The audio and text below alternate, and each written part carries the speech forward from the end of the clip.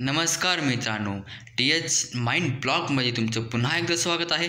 आपण e commerce आणि M कॉमर्सचे पार्ट्स पाहत आहोत. हा पार्ट 4 आहे आणि जो की लास्ट पार्ट असणार आहे आपला. त्याच्यापैकी आपला पहिला क्वेश्चन आहे मोबाईल बिझनेस सर्व्हिसेस, म्हणजेच बिझनेस करता मोबाईलचे काय काय सर्व्हिसेस, कुठल्या सर्व्हिसेस लागत असतात जेणेकरून बिझनेस हा चांगला इम्प्रूव्ह होईल. त्याच्यापैकी आपला mobile payment and financial services, म्हणजेच आपलं पेमेंट करतो आपण, मोबाईल बँकिंग करतो, मोबाईल वॉलेट्स असतात, त्याच्यामुळे मोबाईल बिझनेस हा चांगला इम्प्रूव्ह होत असतो. नंतर मार्केटिंग अँड कस्टमर, म्हणजेच त्याच्यामध्ये आपण SMS थ्रू किंवा MMS थ्रू प्रमोशन करत असतो, मार्केटिंग करत असतो, अपडेट्स देत असतो, अलर्ट देत असतो, नोटिफिकेशनद्वारे आपण काहीतरी प्रमोट करत असतो आणि लोकेशन बेस्ड मार्केटिंग करत असतो.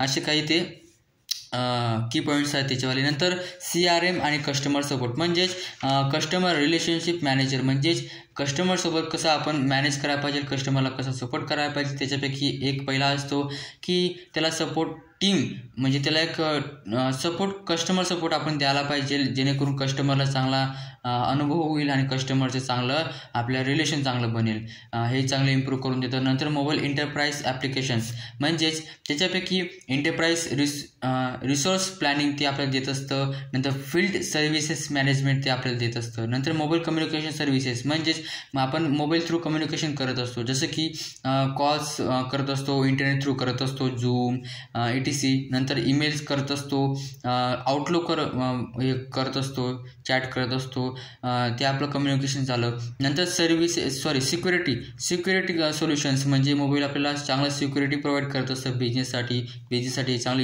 इम्प्रूव्हमेंट्स करायचं काम करतं, जसं की मॅनेजिंग सिक्युरिंग मोबाईल्स. नंतर काही थ्रेड्स असतात, मालवेअर्स असतात, त्याच्यापासून सिक्युअर करतं. नंतर मोबाईल हेल्थ सर्व्हिसेस, म्हणजेच काही ॲप्लिकेशन असतात मोबाईलमध्ये जे की आपल्याला आपल्या हेल्थबद्दल कन्सल्टेशन करत असतात, कन्सल्टेशन प्रोव्हाइड करत असतात आणि मॅनेज पेशंट्स करत असतात आपल्याला. नंतर हेल्थ रिलेटेड आपल्याला काही इश्यूज ते आपल्याला सांगत असतात आणि असं काहीतरी इन्फॉर्मेशन ते आपल्याला देत असतात ॲप्लिकेशन्स. नंतर आपला क्वेश्चन आहे वायरलेस ॲप्लिकेशन प्रोटोकॉल. हा एक असा प्रोटोकॉल आहे जो की इंटरनेट थ्रू कनेक्ट करण्याचं काम करत असतो. एक डेटा किंवा सर्व्हर थ्रू जो इन्फॉर्मेशन आहे ती इन्फॉर्मेशन या मोबाईलला कशी ट्रान्सफर होईल ते बघण्याचं काम करत असतो आणि हे मोबाईलमध्ये होत असतं. म्हणजे मोबाईलसाठी हा प्रोटोकॉल आहे जेणेकरून वायरलेस डिव्हाइसला तो चांगला कॅपेबल आहे, म्हणजे वायरलेस डिव्हाइसला तो ॲप्लिकेबल त्याला आपण म्हणू शकतो. जसं की त्याचे कीज आपल्याला दिलेत आर्किटेक्चर, म्हणजेच आता आर्किटेक्चरमध्ये गेटवे, WPA गेटवे, म्हणजे गेटवे काय की ते कम्युनिकेशन करायचं काम करत असतं मोबाईल आणि इंटरनेटमध्ये गेटवे असतो, एक रस्त्यासारखा आपण त्याला पकडू शकतो. नंतर WPA ब्राउझर, म्हणजे जे युजरचे ब्राउझर आहे त्याला आपण ब्राउझर म्हणू, जो की मोबाईल रिक्वेस्ट करत असतो सर्व्हरला आणि फॉर द डिस्प्ले ते कंटेंट काहीतरी डिस्प्ले करत असतो. आणि सर्व्हर काय करतं, सर्व्हर ते delivers optimised content to gateway, म्हणजे तो गेटवे थ्रू जे पण रिक्वेस्ट पाठवली आहे त्याच्यात ते रिस्पॉन्स देत असतं आणि ते इथं डिस्प्ले करत असतं. नंतर WPA मॉडेल्स हे एक स्टेप बाय स्टेप मॉडेलमध्ये लिहायचं आपण, की मॉडेलमध्ये लिहिताना असं लिहायचं की मिनी ब्राउझर ओपन करतं. नंतर मिनी ब्राउझर ओपन केल्यावर आपण तिथं काहीतरी सर्च करतो, सर्च केल्यावर ते डायरेक्ट URL थ्रू जातं आणि HTTP गेटवे थ्रू जातं ते. नंतर सेंड ओव्हर द इंटरनेट त्याला केलं जातं. नंतर मग सर्व्हरकडे ते पोहोचतं आणि सर्व्हर त्याला रिक्वेस्ट म्हणून परत त्याला पाठवतो. हे सगळं इंटरनेट मध्ये होत असतं आणि नंतर ते ब्राउझरला पोचत असतं, मग ब्राउझरवर ते लोड होत असतं. नंतर WPAचे काही प्रोटोकॉल्स आहेत आपण बघू शकतो, application layer, season layer, transmission layer, transport layer आणि सिक्युरिटी लेअर ते प्रोव्हाइड करत असतं. नंतर आपला 18वा पॉईंट आहे डिफरन्स बिटवीन ई कॉमर्स आणि एम कॉमर्स. ई कॉमर्स काय केव्हांचं आहे, ओल्डर आहे ते. एम कॉमर्स काय आता आलेलं आहे.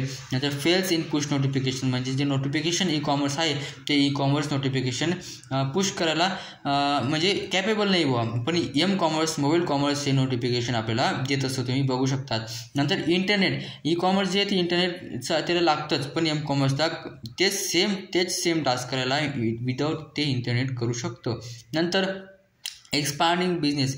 ई कॉमर्स हे बिझनेस चांगलं एनहान्स करून देत असतं. कॉमर्स हे सप्लाय चेन चांगली करून देत असतं. नंतर हे इझी टू ट्रॅक आहे, हे सिक्युरिटी प्रोव्हाइड करतं. हे सुपर सेट आहे, म्हणजे हे वाईड आहे, डायरेक्ट हे सुपर सेट म्हणजे सुपर सेट आहे. आणि कॉमर्स काय सबसेट आहे, त्याच्यावाला एक छोटासा भाग आपण म्हणू शकतो ई कॉमर्सचा, असं ते आहे. आणि याला इथरनेट लागतं. हे वायरलेसली आपण त्याला हे करू शकतो, यूज करू शकतो. हे कुठं पण आपण यूज करू शकतो, पण याला एकाच ठिकाणून यूज करता येतं, म्हणजे लॅपटॉपमधून किंवा कम्प्युटरमधून असं त्याला यूज करता येतं. नंतर आपला नेक्स्ट पॉईंट आहे domain registration and renewal. Domain registration, आपण डोमेन बघितलं, डोमेन मागे काय असतं. आता बघू की डोमेन रजिस्ट्रेशन करताना काय करता येतं, की डोमेन आपल्याला पहिल्यामध्ये त्याचं नाव चूज करायचं, जे की युनिक पाहिजे, तुमच्या ब्रँडचं नाव असतं ते, आणि इझी पाहिजे, जे की आठवण ठेवायला इझी पाहिजे. नंतर त्याचे बघायचे की ते अवेलेबल आहे का डोमेन. नंतर सिलेक्ट डोमेन रजिस्टर, तुम्ही डोमेन रजिस्टर सिलेक्ट करायचं, तुम्हाला कोणत्या डोमेनचं रजिस्टर करायचं आहे. जसं की GoDaddy हे चांगलं प्लॅटफॉर्म आहे, ऐकलेलं प्लॅटफॉर्म आहे आणि मोठं प्लॅटफॉर्म आहे. नंतर त्याची जी सर्व्हिसेस ते बघायचे की 1 वर्षासाठी घ्यायचे, 2 वर्षासाठी घ्यायचे, काय सिक्युरिटी तुम्हाला लागणार आहे, प्राइसिंग बघायची, असं बघायचे. नंतर रजिस्टर डोमेनवर ते रजिस्टर करून द्यायचे, तुमची डिटेल प्रोव्हाइड करून द्यायची, तुमची इन्फॉर्मेशन, तुमचं डोमेनचं एक्सटेन्शन चूज करायचं, जसं की .com .store, तुमचं काय जसं असेल तसं. नंतर ॲड ऑप्शनल सर्व्हिसेस, म्हणजेच तुमचं जे प्रायव्हसी प्रोटेक्शन आहे, ईमेल होस्टिंग आहे, ते तुम्ही करू शकतात, हे ऑप्शनल आहे. नंतर कंप्लीट रजिस्ट्रेशन, तुम्ही मग ते कंप्लीट करू शकता, तुम्ही ते पे करू शकतात आणि तुम्ही रजिस्टर करू शकतात. आणि डोमेन रिन्युअल काय असतं, डोमेन रिन्युअल काय असतं की ते तुमचं आता रजिस्टर होऊन गेलं आहे, रजिस्टर झाल्यानंतर आता तुम्हाला ते कारण तुम्ही हे रेंट केलं आहे, हे जी डोमेन आहे ती रेंट केलं आहे. तुम्ही जर ती 1 वर्षासाठी ती सर्व्हिसेस घेतली आहे, तर 1 वर्षानंतर काय होईल, 1 वर्षानंतर ती जी तुमचं डोमेन नेम आहे, तुमचं समजा तुम्ही डोमेन नेम काहीतरी युनिक काहीतरी ठेवलं, आपण युनिक काहीतरी ठेवलं, तर ते युनिक नाव जे आहे ते 1 वर्षापर्यंत तुमच्याचकडे राहील. पण 1 वर्षानंतर तुम्ही जर त्याला रिन्युअल केलं नाही, तर ते दुसऱ्याकडे चाललं जाईल, त्याला दुसरा ते डोमेन वापरू शकतो. म्हणजे डोमेन रिन्युअल तुम्हाला करावं लागतं. त्यासाठी तुम्ही डोमेन नोटीस तुम्हाला येत असते, तुम्ही त्याच्यावर करू शकतात.